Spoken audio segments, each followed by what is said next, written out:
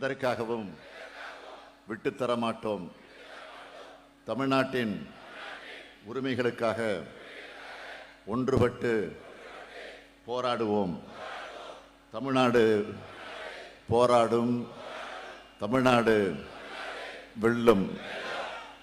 இதுதான் ஒரே இலக்கு. நன்றி. உட்காருங்க.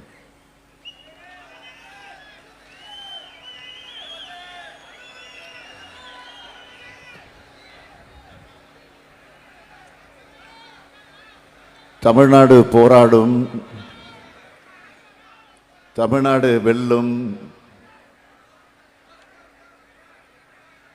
ஒன்றிய அரசை கண்டித்து நடைபெறக்கூடிய இந்த மாபெரும் பொதுக்கூட்டத்திற்கு தலைமை பொறுப்பை ஏற்றுள்ள திருவள்ளூர் மத்திய மாவட்ட கழகத்தினுடைய செயலாளர் மாண்புமிகு அமைச்சர் ஆவடி நாசர் அவர்களே, துவக்கத்தில் அனைவரையும் வரவேற்று மகிழ்ந்திருக்கக்கூடிய திருவள்ளூர் மேற்கு மாவட்ட கழகத்தினுடைய செயலாளர் சட்டமன்ற உறுப்பினர் திருத்தணி சந்திரன் அவர்களே, முன்னிலை ஏற்றுள்ள திருவள்ளூர் கிழக்கு மாவட்ட கழகத்தினுடைய பொறுப்பாளர் ரமேஷ் ராஜ் அவர்களே, சட்டமன்ற உறுப்பினர்கள் கிருஷ்ணசாமி அவர்களே, கோவிந்தராஜ் அவர்களே, நிறைவாக நன்றி நல்க இருக்கக்கூடிய திருவள்ளூர் சட்டமன்ற உறுப்பினர் விஜி ராஜேந்திரன் அவர்களே, வருகை தந்திருக்கக்கூடிய மாவட்ட, மாநில, மாநகர கழகத்துடைய நிர்வாகிகளே,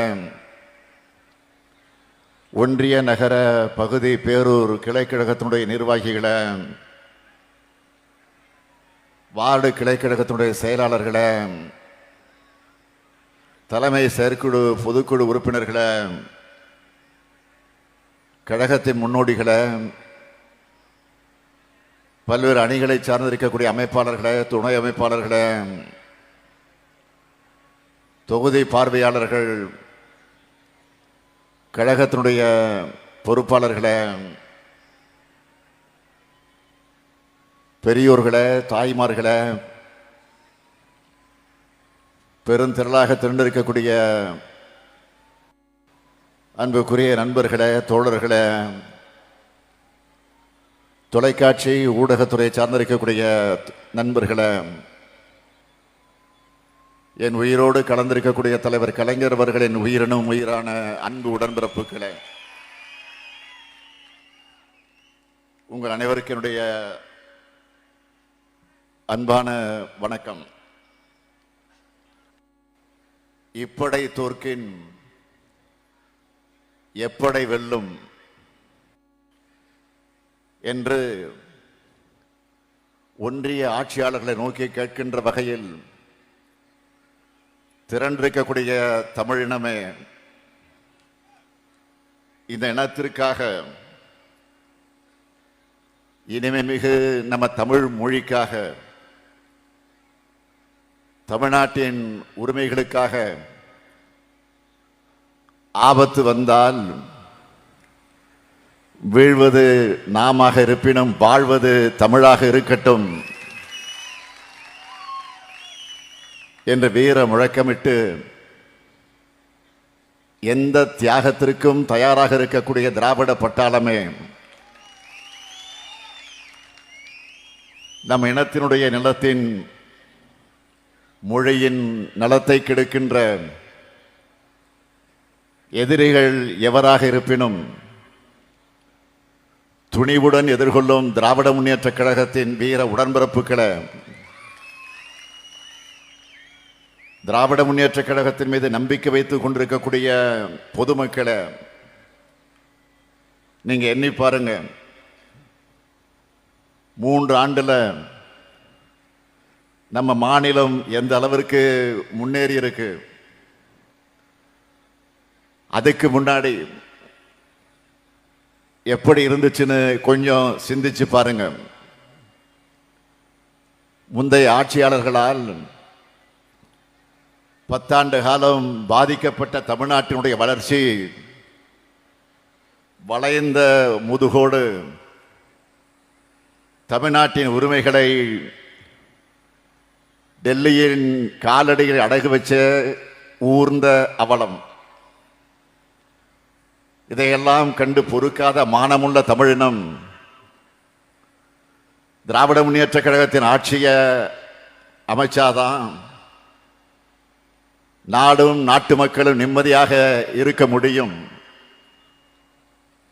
சுயமரியாதை உணர்வோடு தலைநிமிர்ந்து வாழ முடியும்னு செஞ்சு 2021ஆம் ஆண்டு நடைபெற்ற சட்டமன்ற தேர்தலில் நம்ம கூட்டணிக்கு மாபெரும் வெற்றியை தந்து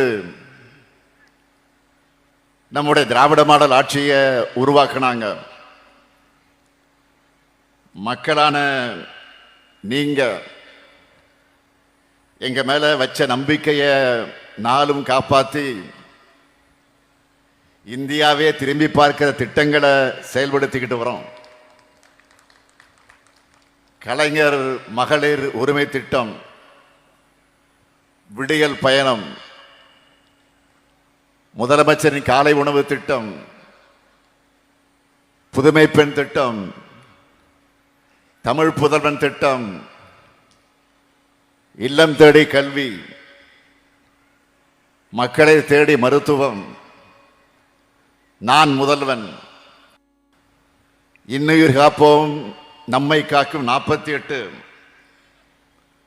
இதயம் காப்போம் பாதம் பாதுகாப்போம், முதல்வர் மருந்தகம், தோழி விடுதி, கலைஞர் கனவு இல்ல திட்டம், அண்ணல் அம்பேத்கர் தொழில் முன்னோடிகள் திட்டம், ஊட்டச்சத்தை உறுதி செய்ய திட்டம்னு குழந்தைகள், பள்ளி கல்லூரி மாணவர்கள், இளைஞர்கள், மகளிர், உழவர்கள், பாட்டாளிகள், தொழில் முனைவோர், முதியோர், எல்லா தரப்பு மக்களுக்குமான ஆட்சியை நடத்திட்டு வரோம். நம்ம மாநிலத்துடைய வளர்ச்சியை பற்றி உங்க முதலமைச்சரான நான் பெருமையாக சொல்றதை விட ஒன்றிய அரசே சொல்லியிருக்கு. ஒன்றிய அரசு வெளியிடுகிற எல்லா ஆய்வறிக்கைகளிலும் புள்ளி விவரங்களிலும் தமிழ்நாடு தான் முன்னணி மாநிலமாக இருக்கு. அதனாலதான் நம்முடைய திட்டங்களை பிற மாநிலங்களும் தங்களுடைய மாநிலங்களுக்கு எடுத்துட்டு போறாங்க. தமிழ்நாடு வளர்ச்சி பாதைகளை மீண்டும் நடைபோடுது. ஒரு மாநில அரசு சிறப்பா செயல்பட்டு நாட்டுக்கே எடுத்துக்காட்டா இருக்குன்னா அந்த மாநிலத்துக்கு துணை நிற்க வேண்டிய ஒன்றிய அரசோட கடமை. ஆனா ஒன்றிய பாஜக அரசு எப்படிப்பட்ட அரசா இருக்கு? கொள்ளைப்புறம் வழியா தங்களுடைய வலதுசாரி அஜெண்டாவை செயல்படுத்த துணை நின்ன அதிமுக ஆட்சி போயிடுச்சே அப்படிங்கிற கோபத்தோடும் மறுபடியும் தமிழ்நாடு தலைமிருந்து நடைபோடுதே என்ற பொறாமை உணர்வோடும் நம்முடைய செயல் திட்டங்களுக்கு திமுக அரசு தடையா இருக்க, தமிழ்நாட்டுக்கும் தமிழர்களுக்கும் காவல் அரணா இருக்கேன்னு என்ற எரிச்சலோடும் எப்படியெல்லாம் இடைஞ்சல் தர முடியுமோ, எந்த வகையிலெல்லாம் தடை கருக்களை போட முடியுமோ, எதையெல்லாம் செஞ்சு நம்மோட நிம்மதியை கெடுக்க முடியுமோ அதையெல்லாம் முன்வந்து செய்கிறாங்க. சிறுமைப்படுத்த நினைக்கிறாங்க. நம்மோட உரிமைகளை பறிக்கிறதையும் தமிழ்நாடு கொச்சைப்படுத்துறதையும் நம்மால் அமைதியா பார்த்துட்டு இருக்க முடியுமா? ஆட்சி பொறுப்பில் இருக்கங்கிறதுக்காக, பதவி சுகத்துக்காக ஒன்றிய அரசு கிட்ட பணிஞ்சு போற முதுகெலும்பு இல்லாத அடிமை கூட்டம் இல்ல நாம். சுயமரியாதையும் இனமான உணர்வும் உள்ள திராவிட முன்னேற்றக் கழகம் ஒன்றிய அரசோட எதாச்சகத்துக்கு எதிராக போராடுகிற திமுகவோட போராட்ட குணத்தை பார்க்க வேண்டிய நிலையை உருவாக்கி இருக்கிறாங்க. இன்னைக்கு தமிழ்நாடு முழுக்க ஒன்றிய பாஜக அரசை கண்டிச்சு தமிழ்நாடு போராடும், தமிழ்நாடு வெல்லுங்கிற கண்டன பொதுக்கூட்டங்களை நாம நடத்திக்கிட்டு இருக்கிறோம். நம்மை பொறுத்த வரைக்கும் ஆளுங்கட்சியாக இருந்தாலும் எதிர்கட்சியாக இருந்தாலும் சட்டமன்றம், நாடாளுமன்றம், மக்கள் மன்றம்னு என்னைக்கு மக்களுக்கான குரலா ஒழிப்போம். வாதாடியும் போராடியும் நம்முடைய உரிமைகளை நிலைநாட்டுவோம். உறுதியேற்றுக் கொள்ளக்கூடிய கூட்டம் தான் இந்த மாபெரும் கூட்டம். நேற்று திடீரென மழை பெஞ்சிச்சு. இந்த கூட்டம் பாதிக்குமா என்ற ஒரு கவலை எல்லாருக்கும் வந்துச்சு, எனக்கு வந்துச்சு. அன்பகம் கலையிடம் தொலைபேசியில் தொடர்பு கொண்டு கேட்டேன். இல்லை இல்லை, எவ்வளவு மழை பெஞ்சாலும் சிறப்பாக கூட்டம் நடைபெறுவதற்கான ஏற்பாடுகளை நம்ம 3 மாவட்ட செயலாளர்களும், அமைச்சர் நாசர், சந்திரன், ரமேஷ் ராஜ், அதே போல தொகுதியினுடைய எம்எல்ஏ விஜிஆர் எல்லாம் முனைப்பா செஞ்சுக்கிட்டு இருக்கிறாங்க. அவங்களுக்கு துணை நிற்கக்கூடிய அனைத்து என்னுடைய வாழ்த்துக்களையும் பாராட்டுக்களையும் இந்த நேரத்தில் நான் தெரிவித்துக் கொள்ள விரும்புகிறேன். இன்றைக்கு மாண்புமிகு பிரதமராக இருக்கக்கூடிய திரு நரேந்திர மோடி அவர்கள் பிரதமர் வேட்பாளராக அறிவிக்கப்பட்ட சமயத்தில் என்ன சொன்னார்? டெல்லியில் இருந்து இந்தியா முழுமைக்கும் திட்டமிடுகிறது என்பது அகற்றப்பட்டு அந்தந்த பகுதியில் இருக்கக்கூடியவர்கள் துணையோடு திட்டமிடுவதுதான் என்னுடைய அணுகுமுறையாக இருக்கும்னு சொன்னார். நான் கேட்கிறேன், மாண்புமிகு பிரதமர் மோடி அவர்களே, ஒரு காலத்தில் குஜராத் மாநிலத்தினுடைய முதலமைச்சராக இருந்த மாண்புமிகு பிரதமர் மோடி அவர்களே, கடந்த 10 ஆண்டு காலத்தில் இங்க சொன்னபடி மாநிலங்கள்கிட்ட நடந்துகிட்டு இருக்கீங்களா? இல்லையே. அதுக்கு மாறா உங்களுடைய செயல்பாடுகளும் உங்கள் அமைச்சரோட அணுகுமுறையும் எப்படி இருக்கு? மாநிலங்களை எப்படி அழிக்கிறது, எப்படி ஒழிக்கிறது, மாநில உரிமைகளை எப்படி பறிக்கிறது, எப்படி சிதைக்கிறதுன்னு சர்வாதிகார எண்ணமா தான் இருக்கு. நான் பிரதமரானா மாநிலங்களுக்கு முக்கியத்துவம் தருவேன்னு சொன்னீங்களே, அப்படி மாநிலங்களுக்கு முக்கியத்துவம் கொடுத்து கூட்டாட்சி ஜனநாயகத்துக்கு மதிப்பளிச்சு நீங்க செயல்படுத்தின செயல்கள் என்ன? அதுதான் என்னுடைய கேள்வி. பிரதமராகும் போது நீங்க சொன்னது மறுபடியும் உங்களுக்கு நான் நினைவுபடுத்த விரும்புகிறேன். மாநில அரசுகள் டெல்லிக்கு காவடி தூக்குகிற நிலைமையை மாற்றி பிரதமர் சொல்லுகிறார், பிரதமராக ஆவதற்கு முன்பு சொல்லுகிறார், மாநில அரசுகள் டெல்லிக்கு காவடி தூக்குகிற நிலைமையை மாற்றி அதிகார பகிர்வுக்கு வழிகாட்டுவதுதான் என்னுடைய அணுகுமுறையாக இருக்கும். மாநில முதலமைச்சரா நான் அடைஞ்ச 12 ஆண்டு கால அனுபவத்தோட தேசிய தலைமையை ஏற்கிறதால மாநிலங்களுடைய பிரச்சனையும் எனக்கு தெரியும், ஒன்றிய அரசோட முக்கியத்துவம் எனக்கு புரியும்னு சொன்னீங்களே, சொன்னபடி நடந்துக்கிட்டீங்களா? வரி விதிப்பதில் மாநிலங்களுக்கு உரிமை உண்டா? வரி பகிர்லையாவது மாநிலங்களிடம் நியாயமாக நடந்து கொண்டீர்களா? திட்டங்கள் அறிவிக்கிறது, செயல்படுத்துவது, இதுலையாவது மாநிலங்களை பாரபட்சம் இல்லாமல் நடத்துறீங்களா? இல்லையே. கூட்டாட்சி தத்துவத்தை ஆதரிக்கிற நீங்க அப்படின்னு சொன்னீங்களே, அதுக்கு ஒரு சாட்சியத்தையாவது உங்களால் காட்ட முடியுமா?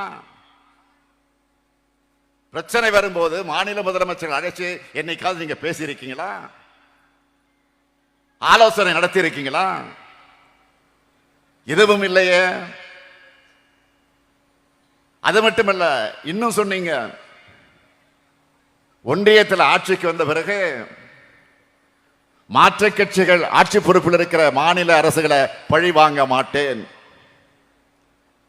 எந்த வகையிலும் மாநில அரசுகள் பழிவாங்கப்படாதுன்னு உறுதியளிக்கிறேன்.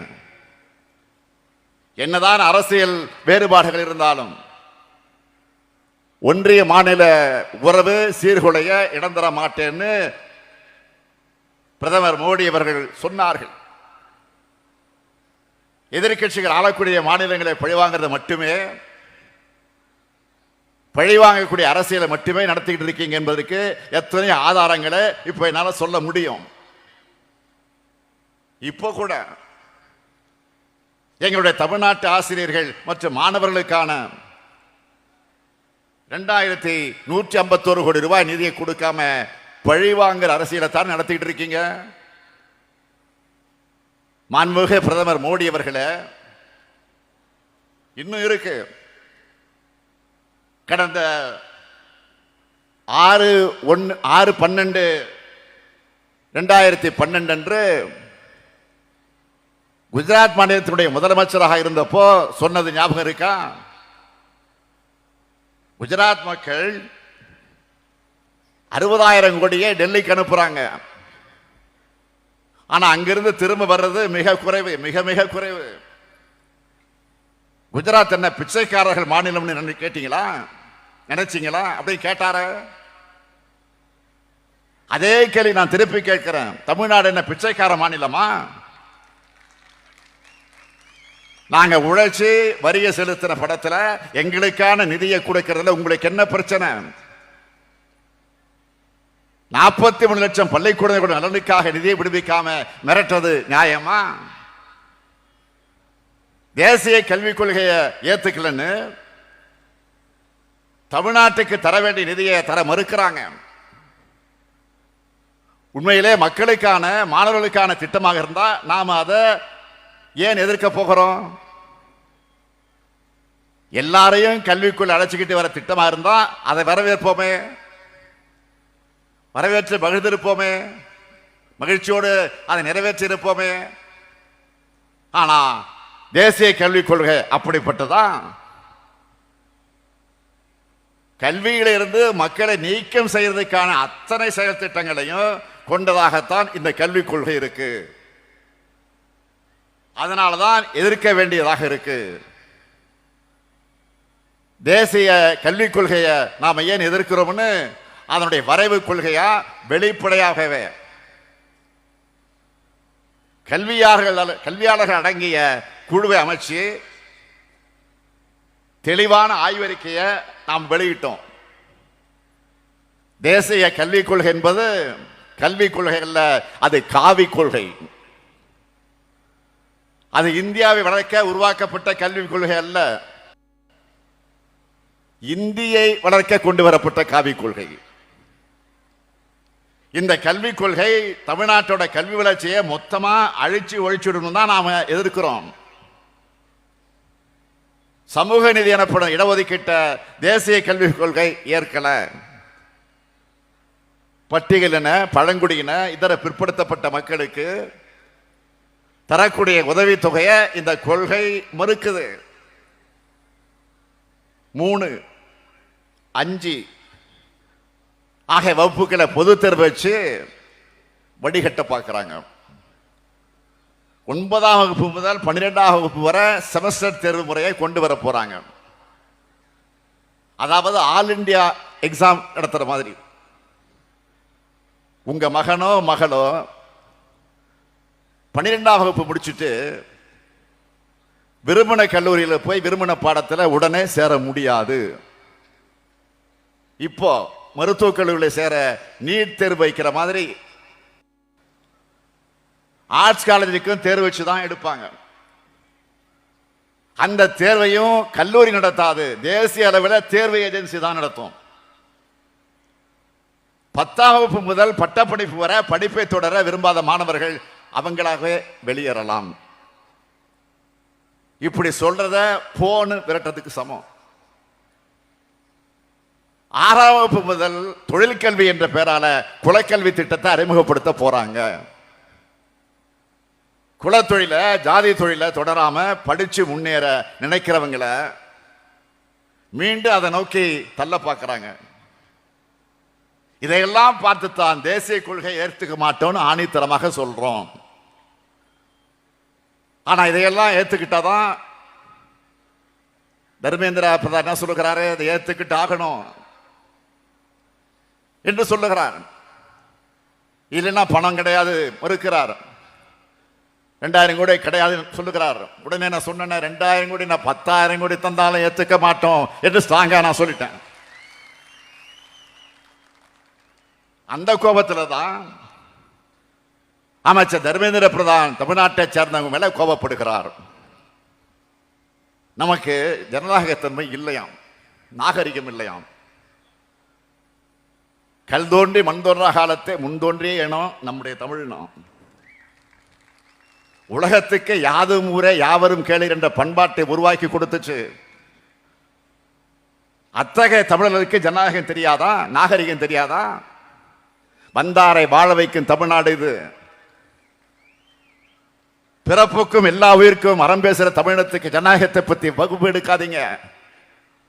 நீங்க என்னமோ ஹெட் மாஸ்டர் மாதிரி, நாங்க என்னமோ ஸ்டூடெண்ட் மாதிரி எங்களுக்கு வகுப்பு எடுக்க வந்திருக்கிறீங்களா? விடமாட்டோம். தமிழ்நாடு விடாம போராடுறத நீங்க தாங்கிக்க முடியாம தமிழ்நாட்டை சேர்ந்தவங்க நாகரிகமற்றவர்கள் சொல்றார் ஒன்றிய அமைச்சர் தர்மேந்திர பிரதான் அவர்கள். தமிழ்நாட்டை கொச்சைப்படுத்துவதுதான் உங்களுடைய வழக்கம். ஏற்கனவே பார்த்தோமே, ஒடிசா மாநிலத்தில் தேர்தல் நடந்தப்போ மரியாதைக்குரிய நவீன் பட்நாயக் அவர்களின் செயலாளரா நம்முடைய தமிழ்நாட்டை சார்ந்த ஒருவர் இருந்தார். தமிழ்நாட்டை சார்ந்த ஒருவர் இருந்தார் என்பதற்காக பிரதமர் மோடியும் உள்துறை அமைச்சரும் தமிழ்நாட்டை எப்படியெல்லாம் கொச்சைப்படுத்துறாங்க. ஜெகநாதர் கோயில் கருவூலச்சாவிய தமிழ்நாட்டுக்கு திருடிட்டு போயிட்டாங்க. நாங்க ஆட்சிக்கு வந்ததும் அந்த கருவூலச்சாவி தொடர்பான விசாரணை அறிக்கையை பொதுவில் வெளியிடுவோம் அப்படின்னு பேசுனாங்களா இல்லையா? ஜெகநாதர் கோயில் கருவூலச்சாவிக்கு தமிழ்நாட்டுக்கு என்ன சம்பந்தம்? பிரதமரும் உள்துறை அமைச்சர் செஞ்சது எவ்வளவு பெரிய அவதூறு. அங்க ஆட்சி மாற்றம் நடந்து பாஜக ஆட்சிக்கு வந்து 5 மாசம் ஆச்சு. கருவூலச்சாவி எங்கன்னு ஒடிசா மாநிலத்தினுடைய எம்பி ஒருவர் நாடாளுமன்றத்தில் பேசி இருக்கிறார். தமிழர்களை திருடர்னு சொன்னதை உடனே வாபஸ் பெறுங்கன்னு அந்த எம்பி சொல்லி இருக்கிறார். இதை கேட்டு அவையில் வாய்மூடி மௌனம் சாதிச்சிருக்கிறாங்க. இதுதான் அநாகரிகம். அநாகரிகம் பற்றி பேசுகிற தர்மேந்திர பிரதான் அவர்களே, எது நாகரிகம்னு உங்களால் சொல்ல முடியுமா? எந்த மாநிலத்திலிருந்து வரியை வசூல் பண்ணிக்கிட்டு எங்களையே பட்டினி போடுறதுதான் நாகரிகமா? தமிழ் பிடிக்கும், தமிழ் பேச முடியலன்னு சொல்லிக்கிட்ட தமிழுக்கு நிதி ஒதுக்காம சமஸ்கிருதத்துக்கு நிதி ஒதுக்கிறது தான் நாகரிகமா? தாய்மொழிய வலியுறுத்துறோம்னு சொல்லிக்கிட்டு அதை செய்யாம சமஸ்கிருதத்தை இந்தியையும் திணிக்கிறது தான் நாகரிகமா? குஜராத்தில் இயற்கை பேரிடர் வந்தா அன்று மாலையே 10,000 கோடி ரூபாய் ஒதுக்குறதும், தமிழ்நாட்டில் பேரிடர் நடந்து 2 ஆண்டுகள் ஆன பிறகும் நாங்கள் கேட்டதில் 1 விழுக்காடு நிதி கூட ஒதுக்காம இருக்கிறதா நாகரிகமா? ஒரே ஒரு எய்ம்ஸ் மருத்துவமனையை மட்டும் அறிவிச்சிட்டு 7 வருஷமா அதை கட்டாம ஏமாத்துறது தான் நாகரிகமா? நாகரிகத்தை பத்தி யார் பேசுறது? அநாகரிகத்தின் அடையாளமே நீங்க தான். அநாகரிகத்தை அராஜகமாக பயன்படுத்துறது நீங்க தான். இந்தி ஏத்துக்கலன்னா நிதி தரமாட்டேன்னு சொல்றதை விட அராஜகம் இருக்க முடியுமா? தமிழ்நாட்டை சார்ந்தவங்களை அராஜகவாதிகள் சொன்ன தர்மேந்திர பிரதான் 1/2 மணி நேரத்தில் மன்னிப்பு வச்சுட்டாங்க நம்ம தமிழ்நாட்டு எம்பிக்கள்.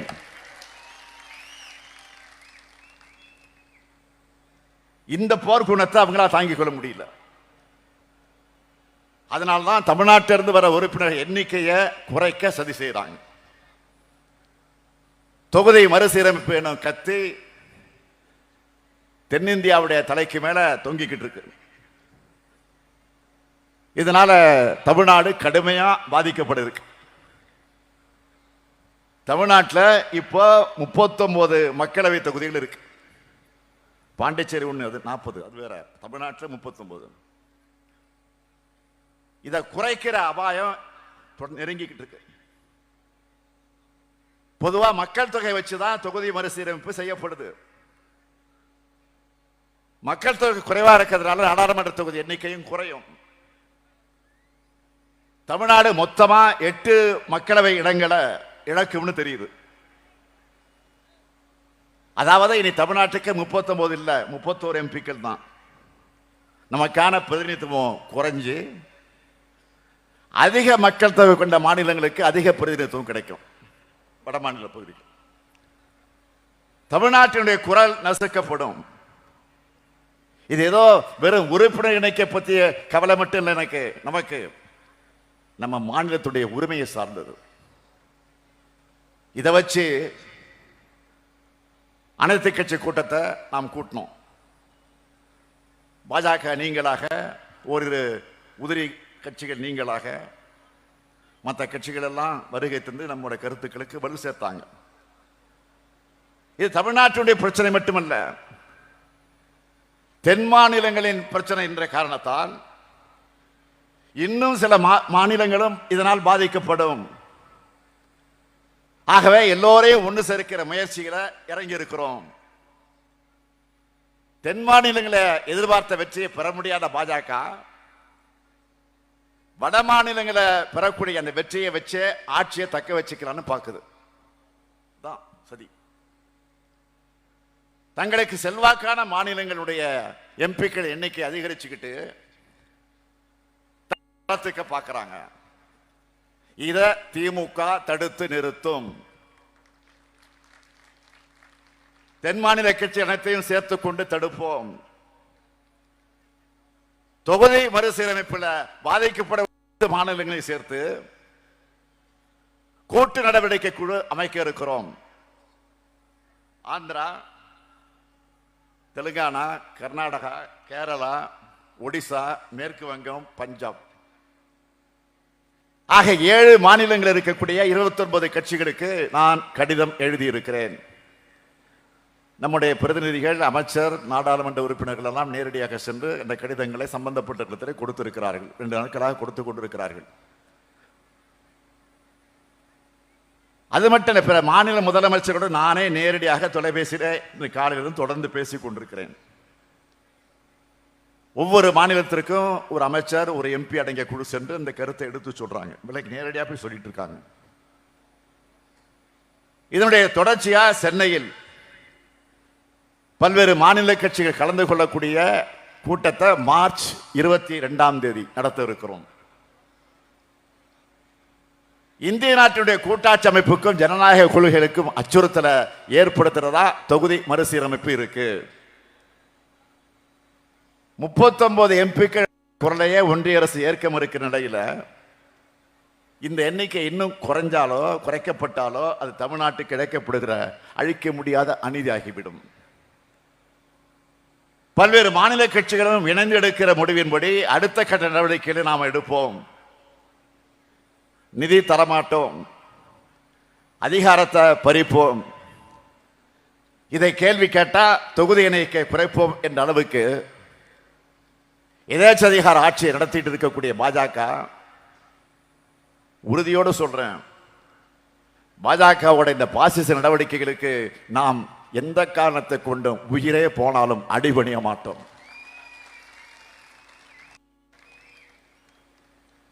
பாஜகவுடைய பாசிச நடவடிக்கைகளுக்கு எதிராக ஒட்டுமொத்தமா இந்தியாவை திரட்டுவோம். பாஜகவின் ஆதிக்கவாதி சாதிய சிந்தனை நம்ம மக்களுடைய சமூக நீதியை மறுக்குது. பாஜகவின் சர்வாதிகார சிந்தனை நம்மளை போன்ற மாநிலங்களோட சுயாட்சி தன்மையை நொறுக்குது. பாஜகவுடைய மதவாத சிந்தனை இந்த நாட்டின் மதச்சார்பற்ற தன்மையை சிதைக்குது. பாஜகவுடைய எதேச்ச எண்ணம் கூட்டாட்சி தத்துவத்தை ஒழிக்க பார்க்குது. இத இப்ப தடுக்கலன்னா பிறகு எப்பவுமே தடுக்க முடியாது. சமூக நீதி, மதச்சார்பின்மை, கூட்டாட்சி இந்தியா, மாநில சுயாட்சி கோட்பாடுகளின் கீழ் இந்தியாவை அணி திரட்டுவோம். அப்படி அணி திரட்டினா மட்டும்தான் இந்தியாவை காப்பாற்ற முடியும்.